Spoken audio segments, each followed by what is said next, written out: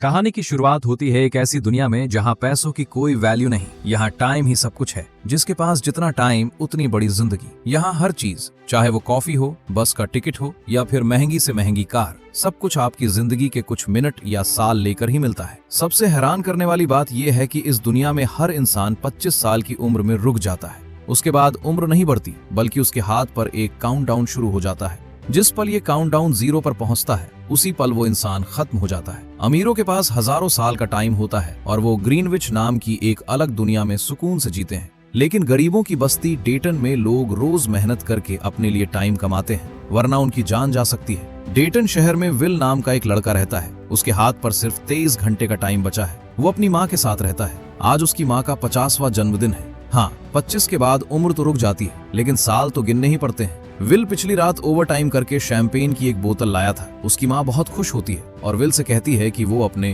पोतों को देखना चाहती है, उसे किसी लड़की को डेट करनी चाहिए। विल हंसकर टाल देता है। इन सब चीजों के लिए टाइम किसके पास है? उसकी माँ बताती है कि उसे इलेक्ट्रिसिटी बिल और बैंक का लोन कल तक क्लियर करना है, नहीं तो फाइन लगेगा। उसके पास सिर्फ 3 दिन का टाइम है। वो कहती है कि कल शाम बस स्टॉप पर मिलेंगे ताकि वो विल से कुछ टाइम ले सके। जाने से पहले वो विल के हाथ में 30 मिनट का टाइम ट्रांसफर करती है ताकि वो अच्छा नाश्ता खरीद सके। रास्ते में विल एक छोटी बच्ची से मिलता है जो उससे कुछ टाइम मांगती है। विल उसे 5 मिनट दे देता है। यहाँ लोग अपने टाइम को कैप्सूल में स्टोर कर सकते हैं और कभी भी ट्रांसफर कर सकते हैं। विल फैक्ट्री पहुंचता है और कॉफी लेने जाता है, लेकिन वहां उसे पता चलता है कि कॉफी का दाम डबल हो गया है, 2 मिनट की जगह 4 मिनट। यहाँ बिना किसी अनाउंसमेंट के कभी भी किसी चीज का दाम बढ़ा दिया जाता है। विल को ये बात बहुत बुरी लगती है, लेकिन मजबूरी में वो 4 मिनट पे करता है और काम पर लग जाता है। रात को विल अपने दोस्त के साथ एक बार में जाता है। उसका दोस्त नंबर 1 शराबी है, हर वक्त नशे में झूमता रहता है। वो विल को एक आदमी की तरफ इशारा करके बताता है कि वो सबको फ्री में शराब पिला रहा है और उसके पास 116 साल का टाइम है।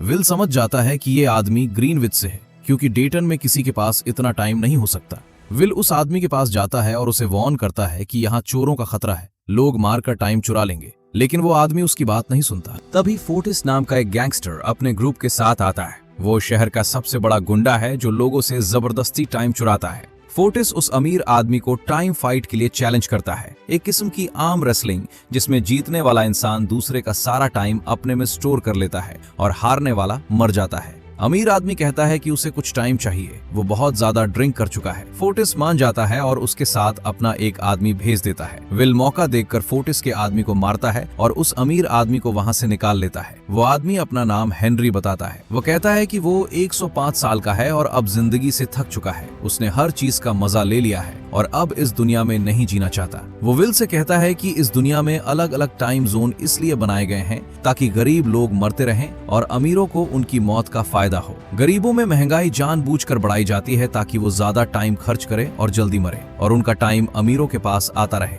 ये सारा सिस्टम ग्रीनविच के अमीरों ने बनाया है। हेनरी कहता है कि वो ऐसी जिंदगी नहीं जीना चाहता जो किसी गरीब की मौत से मिली हो। वो विल से पूछता है कि अगर उसके पास इचटे टाइम होता तो वो क्या करता। विल कहता है कि वो अपनी माँ के लिए ग्रीनविच में घर खरीदता। अगली सुबह हेनरी अपना सारा टाइम 116 साल विल को ट्रांसफर कर देता है और अपने पास कुछ मिनट बचाकर एक ब्रिज पर जाकर बैठ जाता है। जब विल उठता है तो उसकी घड़ी में 116 साल ऐड हो चुके होते हैं। वो हेनरी को ब्रिज पर बैठा देखता है और दौड़ता है, लेकिन बहुत देर हो चुकी होती है। हेनरी का टाइम खत्म हो जाता है और वो ब्रिज से नीचे गिर जाता है। विल हेनरी की मौत से बहुत दुखी होता है और समझ जाता है कि अब उसे यहाँ से निकलना होगा, वरना लोग समझेंगे कि उसने हेनरी को मारा है। वो अपने दोस्त को 10 साल का टाइम देता है और ग्रीनविच जाने का फैसला करता है। वो बस स्टॉप पर अपनी माँ का इंतजार करता है, लेकिन वो नहीं आती। दरअसल बस की टिकट के दाम डबल हो गए थे और विल की माँ के पास सिर्फ 1.5 घंटा बचा था। कोई भी उसकी मदद नहीं करता और वो पैदल घर दौड़ती है। जब वो विल के पास पहुँचती है तो उसका टाइम खत्म हो जाता है और वो उसकी आंखों के सामने मर जाती है। विल टूट जाता है। अब विल ग्रीनविच जाता है, जहां एंट्री करने के लिए उसे 1 साल का टाइम खर्च करना पड़ता है। वहां लोगों के पास हजारों साल का टाइम है और वे मरने का नाम तक भूल गए हैं।